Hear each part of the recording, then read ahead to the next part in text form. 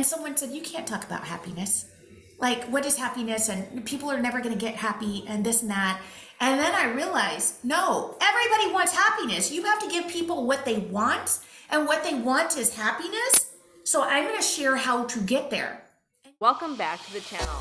This is part 4 of a multi-part discussion with the amazing Dr. Liz Aguirre, physician, speaker, who has just completed her second TEDx talk. I like to call this discussion, Stop Hiding and Cultivate Happiness. Tune in to hear why. Communities that you're in. There are physician communities that have, what we say, they're speaking through pain. They don't see it for themselves. So then when they see other people, they want to cut them down. Okay, those people are in pain. How can we support them without absorbing that? And there are communities that are just like you. You are a great example of someone that says we have to lift each other up. There is an abundance of success here, and it's so important that we're in the same corner and that we support each other. So thank you so much for being such an advocate for that. Yeah, and that is why I am always so vulnerable. When I get in stage, I transform because I'm vulnerable and I'm speaking my truth. And I never want someone to look at me and say, she has it all together. She has it all figured out. I can never have that. And I've heard people tell me that, like, well, I never could be a speaker like you, or I never could do that. And that is so far from the truth. And that is why I share with vulnerability now. I want you to know how it was for me for a decade of my life. And one of the things that I learned and I figured out is my dad was such a huge advocate for me. Like, he would tell people I was going to be a doctor before I even agreed to apply to medical school. And anytime somebody would say something and make me limit the idea that it was possible, he would squash it. It was like, nope. And he would make me feel like, oh yeah, you're right. That doesn't make sense, But then my dad died my 4th year of medical school. And then I recognized years later, all that self-doubt, all the negativity, all of that stuff just ballooned up because I didn't have that person. And then that person re-entered my life in the form of my husband. And you say that my husband's episodes that he comes on my podcast with me are the most popular episodes because he really is amazing. And he has taught me so much. And when I finally got it, I realized, like, I've had this coach for the last 14 years who has been working on helping me see things differently. And so it wasn't all of a sudden all these great things are happening.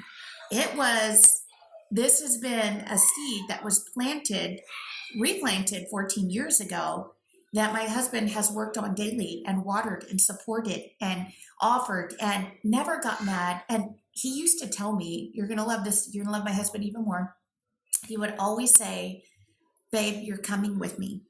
And I never knew what that meant. And I just thought he meant, like, I don't believe in divorce. We're never getting divorced. So don't worry, we'll work through it. But what he was saying is, don't worry, you're coming with me. And one day you're going to see things differently too. And that literally gives me the chills to my core.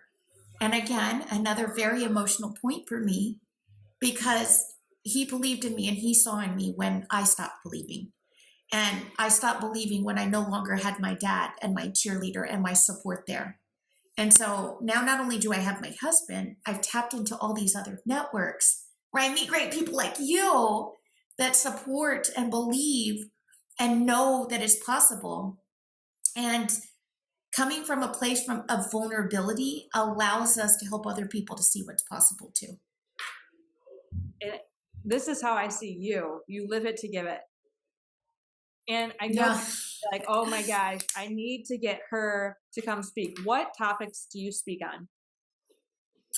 Well, my biggest point, so, this is something that I'm evolving and growing in. because that's where I am right now. I'm working on getting my message clear. I speak a lot about mindset, but I've realized I can't say it's mindset because people like immediately turn off to that. Yeah. But it really is a shift in mindset. So I'm rediscovering ways to share the new mindset without saying mindset. Self-care is huge. So I'm rediscovering ways to say that without saying that. And that's part of my always talking about me first. I'm like, we're going to start a me first movement, and we're going to help people see that for you to have the best life and the most success, you have to be the best version of yourself. And the best version of yourself isn't sleep deprived and all that stuff. Mm-hmm. So I'm evolving and speaking about all those things, but I'm like, people don't want to hear about self-care either. So I came full circle, and I let, again, when this speaker guy agreed to mentor me, we were talking about my messaging, and then my coach this week talking about my messaging, and it all came back down to happiness. And I was like, oh my gosh, my first version of the website is basically everything that they're telling me I should present. And someone said, you can't talk about happiness. Like, what is happiness? And people are never going to get happy and this and that. And then I realized, no, everybody wants happiness. You have to give people what they want, and what they want is happiness. So I'm going to share how to get there. And yes, it is through a shift in your mindset. And yes, it is through learning how to be self-compassionate and have self-care and all of those things. But you have to say it in a way that people are willing to receive it. Because I was not willing to receive this for a decade. Yeah. And now all of a sudden I see it differently. And so I'm realizing the messaging has to be clear. But what I want to accomplish is I want to eliminate this culture of self-neglect where we think we have no choice. And my messaging is going to get clearer and clearer on that, because I'm no longer willing to accept the challenge quo, and none of you should either. And I've heard it all because I've said it all. I don't have a choice. You don't understand. It's not that easy. I'm the breadwinner.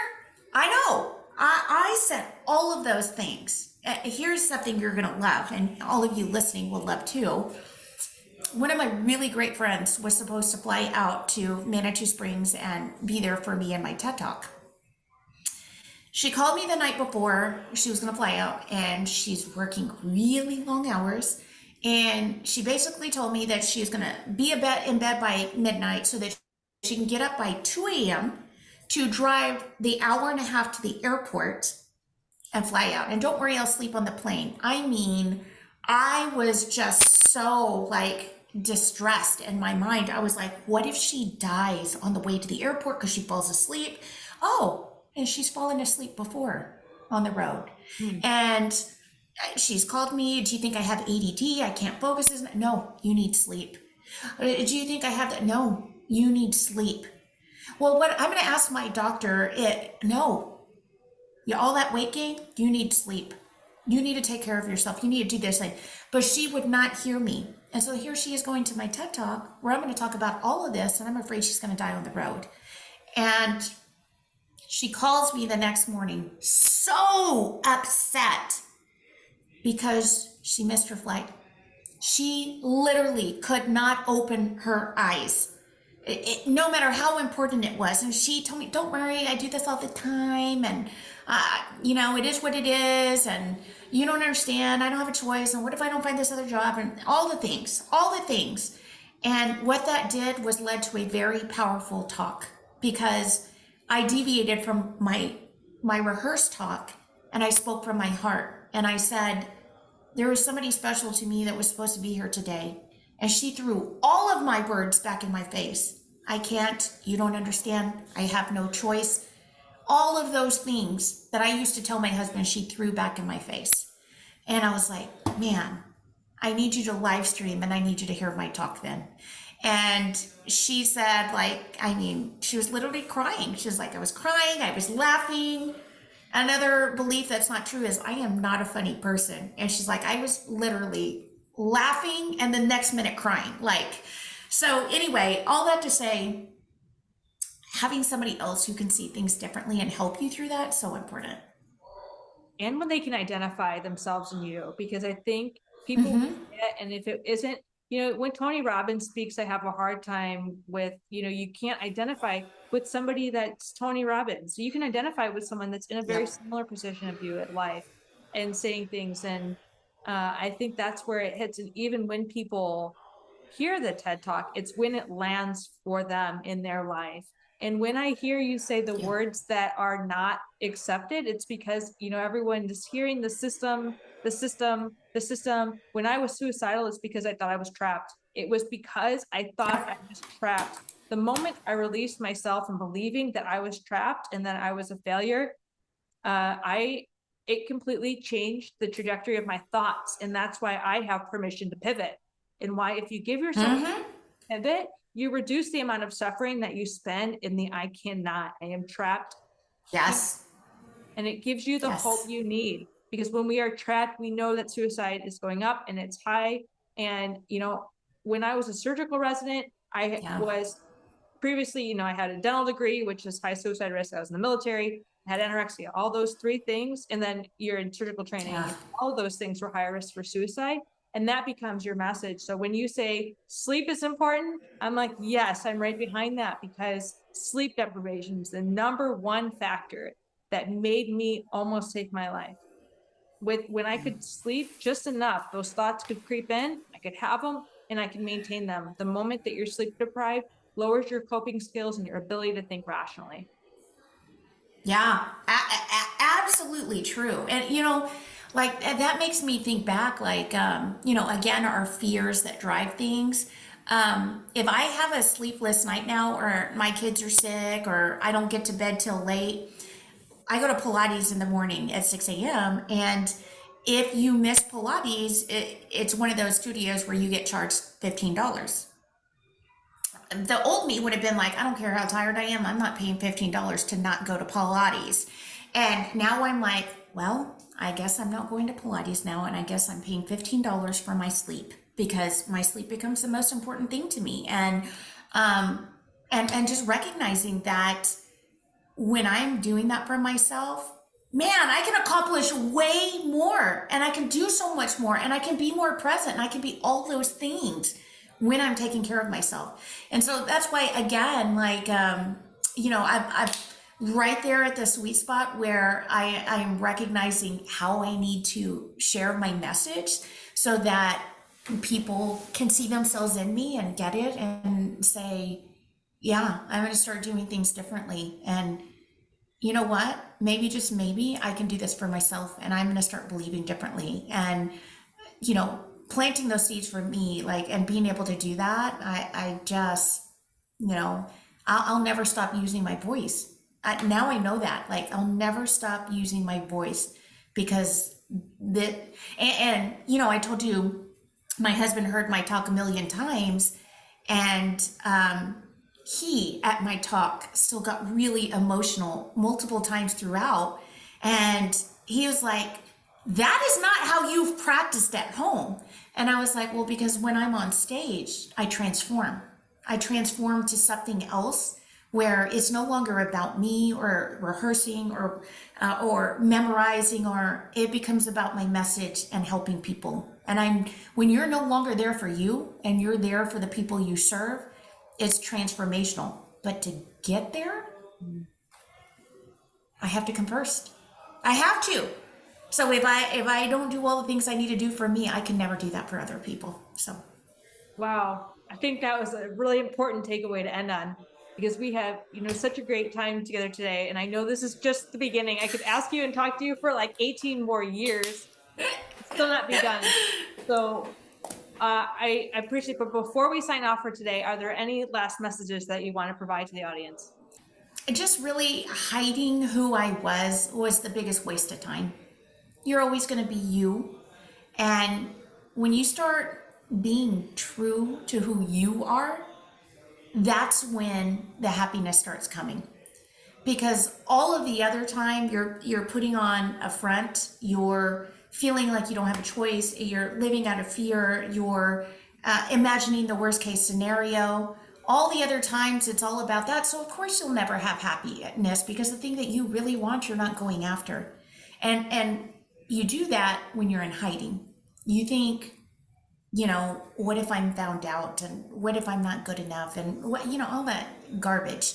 And it's just not true. Every single physician who went to medical school has gone through the ringer and back, and you're amazing just the way you are. And I remember I went to Tony Robbins' conference, and my husband sent me this song that he had my daughter, who's 10 and likes to sing for me. And she was singing, "You're amazing just the way you are." That song, "You're amazing just the way you are." And I was at the Tony Robbins event, really in that space and reflecting and bawling my eyes out. And everybody left for lunch, huge auditorium empty. And I'm just sitting there in my space and just needed some time to myself to just really reflect. And I'm bawling, and then I open my phone and listen to that, and I start sobbing. So much so, some of the trainers came to check on me. "Are you okay?" And I'm like, "I'm more than okay." Wow. And it's because I allowed me to be me. I gave myself that space to examine and to reflect. And when you do that, you can actually see how much you have. So when I stop hiding, and I encourage you all to stop hiding as well, because if you're suffering, then that's a clear sign that you're resisting. And that's my season 3 of my podcast, is all about overcoming resistance, because when we resist, we'll never be happy. We are resisting reality, and maybe that reality doesn't need to be that way. Maybe we can choose something different. And so, Oh my gosh. That was amazing. We need to get this physician onto the big TED stage. So to do that, she has her first TEDx that was recorded, that's in the link below. When her next TEDx talk comes out, we're going to make sure to put that in the description below. She has made this message for you. You need to tune in, share it with everyone else you may benefit, because sharing is the most important thing that we need to do, and how to support each other. And if we can improve the reach, think about how many more lives can be saved, even if it's not life or death, but just someone that's living in a survival mode, to take their life back. And that is definitely what you're doing. And I appreciate you so much. So thank you so much for being here, Liz. Thank you. Thank you for having me. And, I'm here for all of you. And I'll give you all my contacts and social media and stuff, because I really want people to start living it in their daily life, and challenge this culture of self-neglect, and challenge this, this status quo where we think it's not possible, and that's just not true. And we're just like the Libby Zion thing, where we changed reality. We changed what it was to be a resident in training through the Libby Zion law. And we as physicians, when we stand up and we share our voice, and when we stop accepting, and there's going to be so many limiting beliefs about it. I can't do that, and you're just going to hire a nurse practitioner or a PA. And I know that the knowledge that a physician learns in years of training cannot be achieved in a quick program online. You just can't. And so you are needed, and the systems will recognize this one way or another. They might be hitting rock bottom when they're figuring out, and that's okay.